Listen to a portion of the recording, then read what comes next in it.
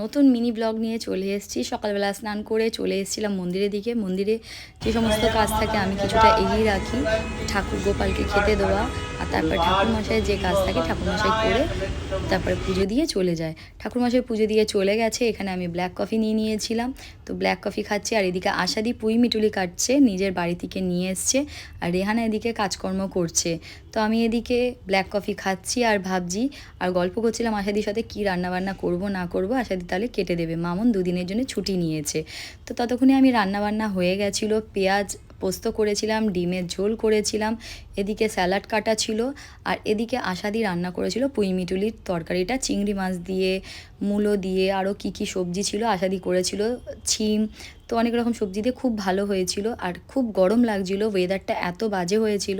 ততক্ষণে নামলো ঝমঝমিয়ে বৃষ্টি। খুব ভাল লাগছে, এদিকটা দিয়ে দেখতে খুবই ভালো লাগে, বাট এই নেটটা আমাদের মাথা খারাপ করে রেখেছে। এই লাইটটা খুলতে হবে। এদিক দিয়ে দেখো আমার গ্লাস হাউস দিয়ে আমাদের ড্রয়িং রুমে বোঝা যায় যে বৃষ্টি পড়ছে। আর এটা আমার ট্রেডমিল, যেখানে আমি রোজ এখন দৌড়ানো স্টার্ট করেছি, হাঁটা স্টার্ট করেছি আধ ঘন্টা থেকে পৌনে 1 ঘন্টা। ওপরে আসলাম, এখানে এই সোফাগুলোকে আমি ঢাকা দিয়ে রেখেছি চাদর দিয়ে, কেন উপরে কিছুদিন আগে কাজ চলছিল।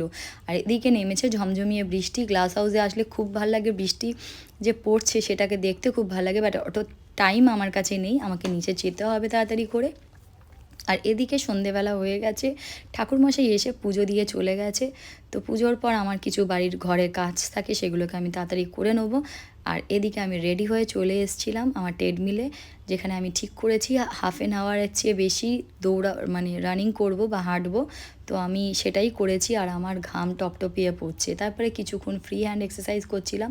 আমি গান দিয়ে লাউড স্পিকার শুনে আমি মিউজিকে আমার এক্সারসাইজ করতে খুব ভাল লাগে। তারপরে আমার কাছে চলে এসেছিলো যেটা আগের দিনে নাইকার কিছু প্রোডাক্ট আমি অর্ডার দিয়েছিলাম, সেই প্রোডাক্টটা অনুষ্কাকে বললাম আনবক্সিং করতে। অনুষ্কা পড়ছিল, বাট অনুষ্কাকে যখন বলবো আনবক্সিং করতে কোনো প্রোডাক্ট আসলে অনলাইনে, বিশেষ করে কসমেটিক্স বা অন্য কোনো প্রোডাক্ট, ওর খুব ভালো লাগে। তো ওকে দিয়েই এটাকে মানে আনবক্সিং করালাম। আমি বি বডি ওয়াইভসের কিছু প্রোডাক্ট অর্ডার দিয়েছিলাম। এই প্রোডাক্টটা আমার খুব কাজে লেগেছে, যেরকম এর হেয়ার গামিটা, তারপরে roll on, under arms roll on আছে, আরও কিছু প্রোডাক্ট আছে যেগুলো খুবই ভালো আর আমার খুব ভালো লেগেছে। আমি খুব ভালো মতো ইউজ করছি এটাকে, দেখছি খুব কাজে দিচ্ছে। তো এটা আমি কোনো অ্যাডভার্টাইজমেন্ট করছি না, এটা নিজে থেকেই আমি বলছি, পার্সোনালি বলছি খুবই ভালো এই প্রোডাক্টটা। এটা যারা ইউজ করছো, জানি না কারা কারা ইউজ করছো, বাট যাদের কোনো প্রবলেম থাকবে হেয়ার নিয়ে বা পা ফাটা নিয়ে, তো এই প্রোডাক্টগুলো ইউজ করে দেখতে পারো। এর কোম্পানির প্রোডাক্টটা খুবই